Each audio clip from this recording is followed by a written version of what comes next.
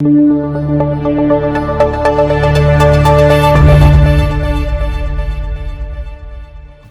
and welcome to the RnD-Africa show on AAU TV.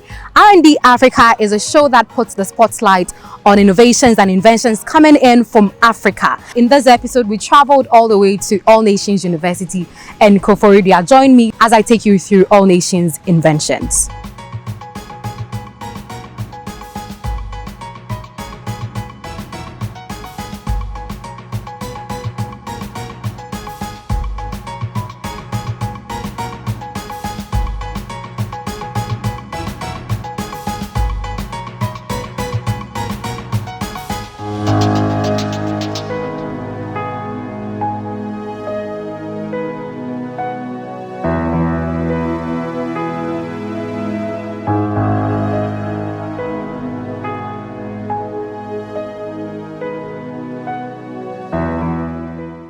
Satellite operation has several uses that aid the existence of humanity. Some of these uses are weather forecasting, television and radio frequency signals, internet communication, and others. The Space System Technology Laboratory Department of the All Nations University in Ghana was first to develop and install the country's first satellite system. This groundbreaking innovation has been a great feat to inspire more achievements. I'm Kwanzaa Joseph, a team member of the Space Systems Technology Laboratory of the All Nations University, a team member of those that developed the satellite, Ghana's first satellite. I'm also involved in the team members that develop and install the ground station. Now here I'm going to take you through the ground station operation. Now when it comes to satellite operation and development, we have two parts. We have the ground segment and also the space segment. Before you put a satellite into orbit, first of all, you have to think about how to make contact with the satellite. All Nations had in mind to put a satellite into orbit for Ghana, which we did in 2017, which was historic. But however, before that, we had to install our ground station, so we know that we'll be able to contact the satellite at any point in time. So in 2014, the team came together to develop and also install this ground station, which I'm going to take you through what it does and how it operates. We have two sides when it comes to satellite operation and satellite communication. We have the space segment and also we have the ground station. Here, this lab is the satellite command control station. What we do here is we have systems that enables us to be able to contact the satellite at any point in time. It can be likened to our home DSTV systems we have. This performs a bit more advanced operations compared to our home DSTV systems. You know that our home DSTV systems have an antenna outdoor and also its indoor systems. Okay, now this is interface to enable us to be able to receive signal from a satellite in orbit.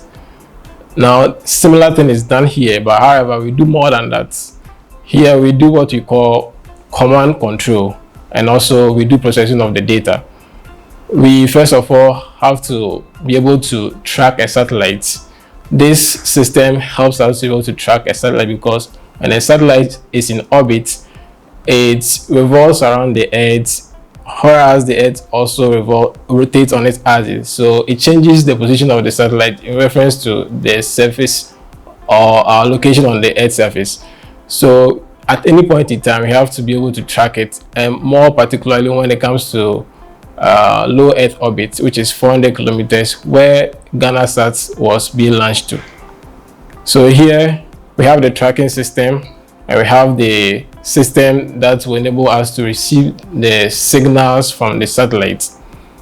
In doing so, first of all, in a normal day-to-day operation, let's say we want to track GhanaSat 1, first of all we have to come to the software or the system, input what we call TLEs, and this TLEs has orbital parameters. It gives where the location of the satellite in orbit, and based on these parameters the software can predict when the satellite can come over our location or pass over us.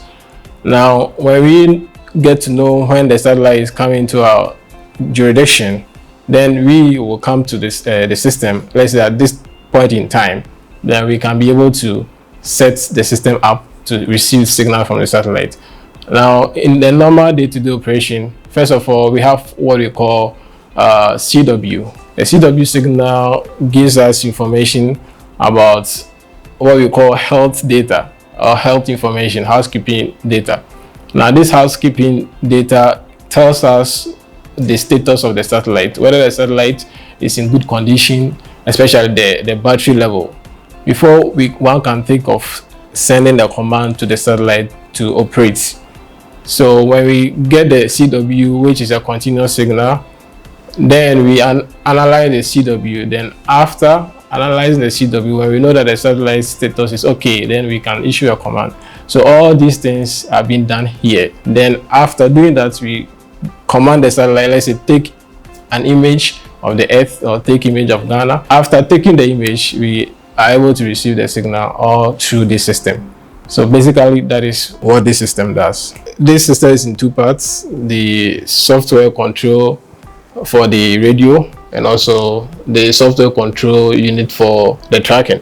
So you can see the world map. This is the tracking software, which gives a location of the satellite at any point in time. This software is designed in such a way that you input your location. So we have already inputted longitude and latitude of All Nation University here, which you can see the home indicating where we are located.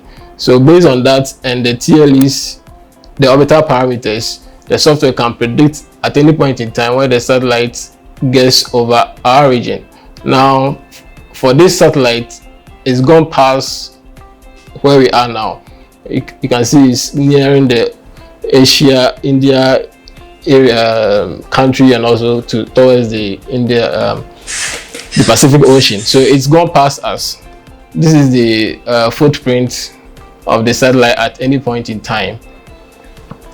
So with this, we can set our system to track the satellite, and our antennas will be moving the azimuth and elevation. So because it's 400 kilometers, our antennas have to move vertically and also horizontally, which can be seen outside. So that is what this system does. Then the radio helps to receive the signal for us to process it. Satellites for communication, satellite for Earth observation. In All Nation case,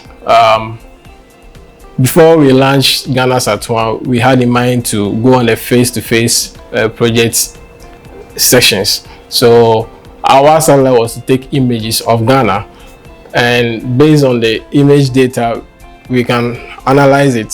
So we have image of the Earth, which we do analyze, and to know other things we can factor in or look out for from the image data. And this image data for advanced applications can help in town and country planning and so on and so forth. So when the satellite takes the Earth image, which area we want to cover. So ours was to cover the coastal belt. That was the reason why he made mention of it. Yeah. For now, we are working on a second phase project, which is a constellation project with other African countries. For now, what we do share with the meteorological agency is a different device, but not with respect to the satellites we have now. But we are looking forward to be doing such operations. I am Ernest Mate, and a member of the team, the development team for Ghana's first satellite, Ghana Sat1, launched into space in 2017. What I'm having here is a prototype of the satellite. This is how the satellite looks like. Because the mission was to take pictures, you can see two holes here for the camera, and the black things you are seeing here, they're actually solar panels, because when you launch your satellite to space, it generates power using the solar energy, and then you have an antenna here for communication.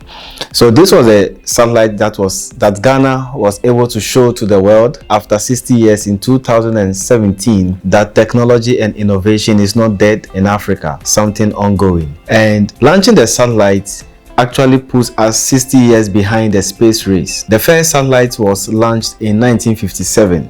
by the Russians. And then we launched our satellite 60 years after that. So you see that the black man is actually 60 years behind the space race. Countries like the US, the Russia, China, and the key players in the space industry have used space technology to solve a lot of the problems, being it disaster monitoring, being it even in their military, meteorological aspect, town planning. And we have remained technology consumers.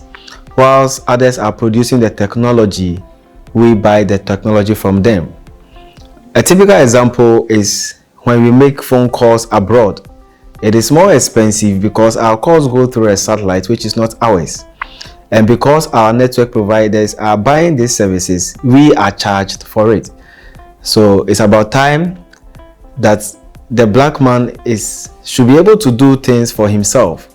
Though we are 60 years behind this technology, the president of the All Nations University felt that is better late than never. The All Nations University Space Systems Technology Laboratory started as a small lab under the auspices of the Electronics and Communications Department of this university. When we started, we were about 100 students who had come together to research into this technology the country is yet to venture into. When we first started, our first project was to be able to demonstrate capacity. So we did that by launching an educative satellite, which is called a can satellite. Can satellite means it's a satellite, very small, put in 500 ml can, like you have the Coca-Cola can. And that satellite is actually not launched to space, but then it is hung on a balloon and it is used to simulate the real case scenario of satellite communication. So you send signals to it, it can take pictures and send to you. In 2013, we were able to achieve this. Though some universities elsewhere in Africa dared into demonstrating their capacity in that wise, some were not successful, but then we were. So that became our greatest motivation. And it demystifies the fact that only the white man can go to space.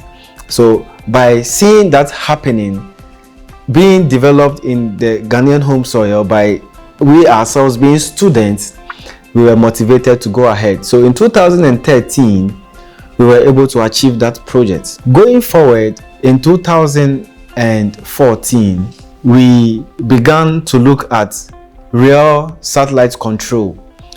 So when you have a satellite in space, you should have a station on ground which can receive signal. To explain that to a lay person, when you are doing Bluetooth between two phones, you have one phone receiving another phone transmitting an image. So that is how it is.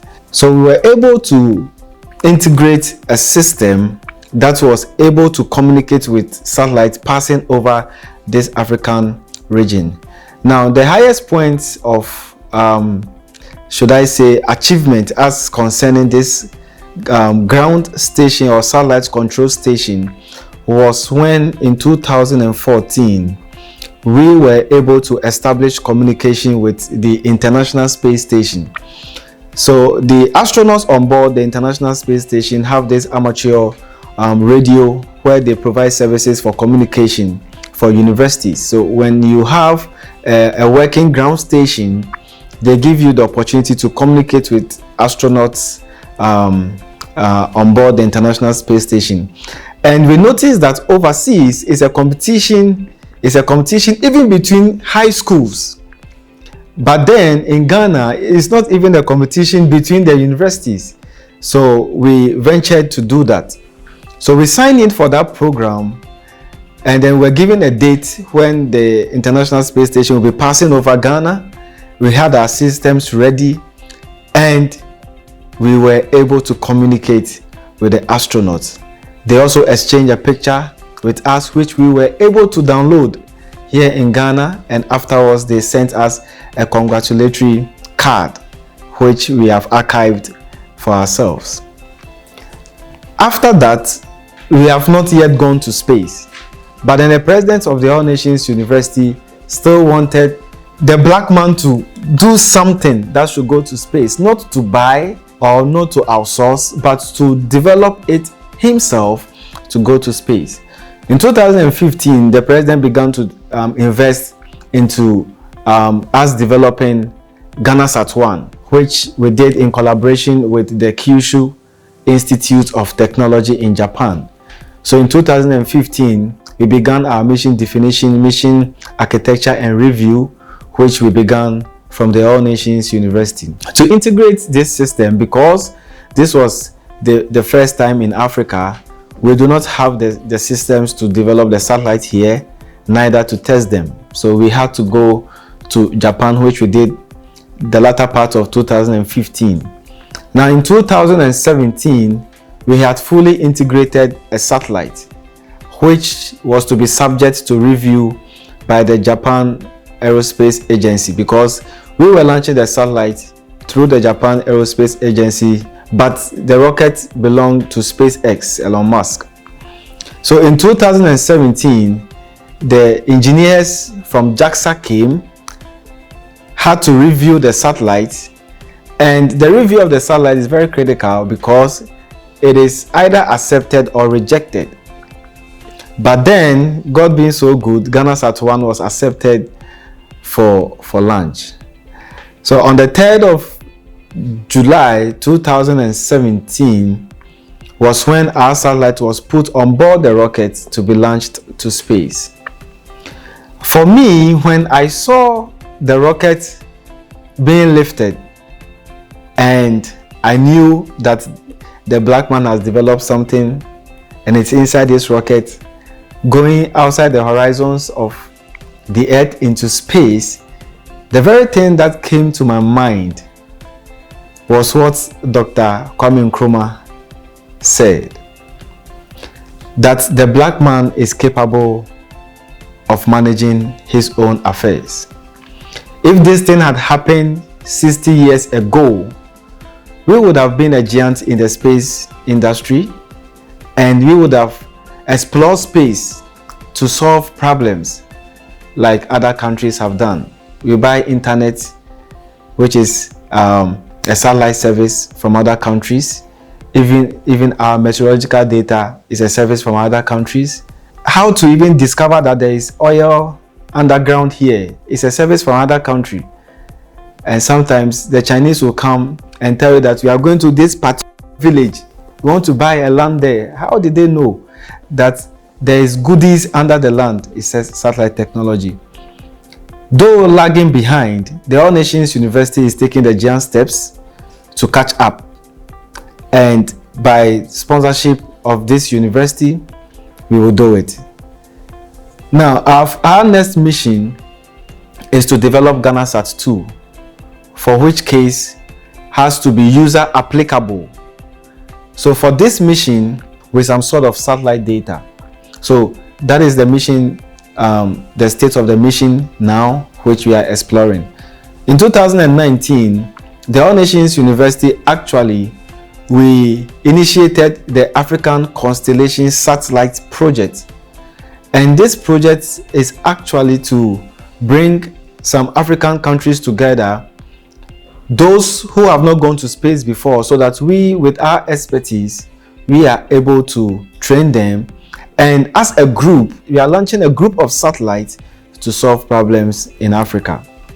This project is still ongoing. We have Togo on board, we have Burkina Faso, we have Senegal, we have Cameroon, and we have Cape Verde and Botswana. So these countries are on board this project and is ongoing. I must say that though we are 60 years behind, if the private sector and the public sector should pull strings together, and the government should give key attention to this, it can be done. The mission of the GhanaSat-1 was to take both high and low resolution images of the coastal plains of Ghana, Now, that mission was for technology calibration. So we developed the first satellite to enable us to develop the second one.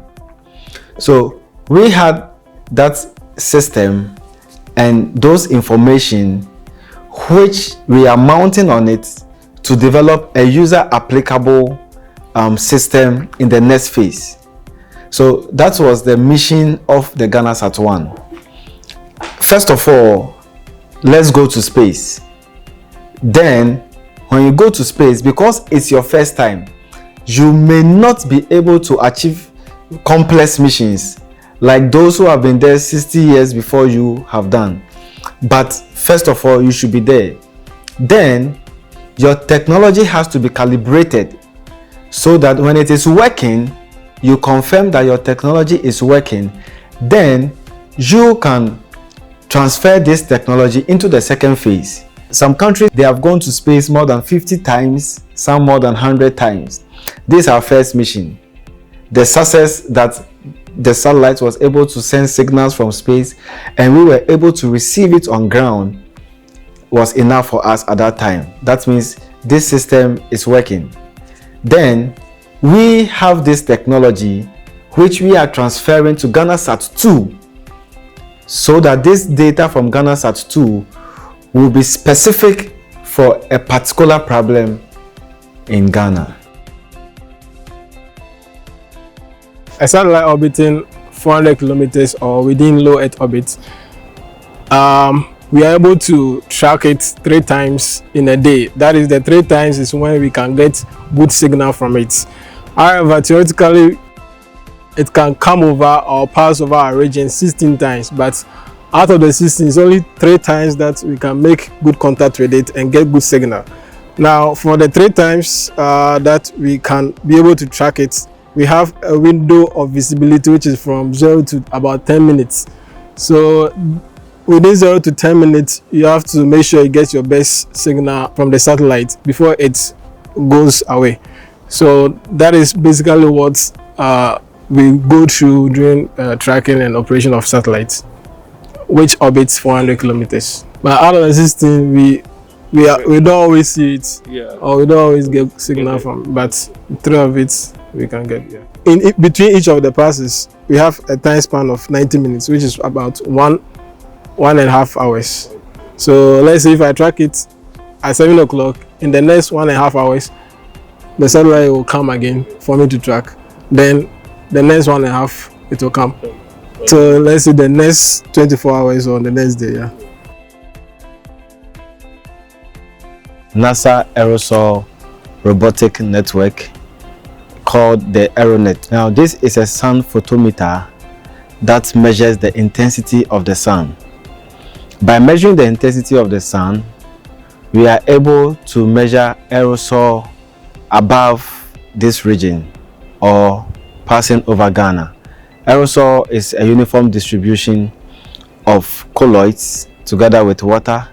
From this data, we can extract very important information, such as, when there is a transport of or a travel of dust particles, even from the desert, from one country to another country, or there is a transfer of bacteria or any disease causative organism that are being transmitted through aerosol, we are able to know that there is this kind of transport over the country. So this sun photometer is able to give us such information because it's used to measure precipitation. How it works is that it measures the intensity of the sun. So when I know the intensity of the sun today and the intensity of the sun reduces tomorrow at the same time of sunrise, then I know that perhaps there is something blocking the sun rays from coming. By that, I am able to know that the concentration of aerosol has increased above my region. Then I'll have interest to research more into what it is. So this is a network of stations. But Ghana has only this system here. We have these systems in different countries. So when we notice the same concentration of aerosol in Togo and the same concentration in Ghana and the same concentration elsewhere, then we are able to say that there is a transfer of this aerosol, or there is a transport of this aerosol from one country to another country. So it's used to monitor pollution. When the pollution is being carried as an aerosol wave, it's used to monitor gases. It's used to monitor, like I said, when there is a disease breakout or causative particles in the aerosol. We are able to have that information and to give it to the public or to users. And NASA uses this data to inform us globally that we should be careful health-wise, because there seems to be a transport of such particles from one country to another country. And Ghana, the All Nations University, together with NASA, this system is actually for NASA, but then together with All Nations, we integrated it here, and we get the data and we send the data to NASA for analysis. This has been a wonderful experience here at the All Nations University in Koforidua, and I hope you had a great time. Keep watching the RnD-Africa show on AAU TV for more.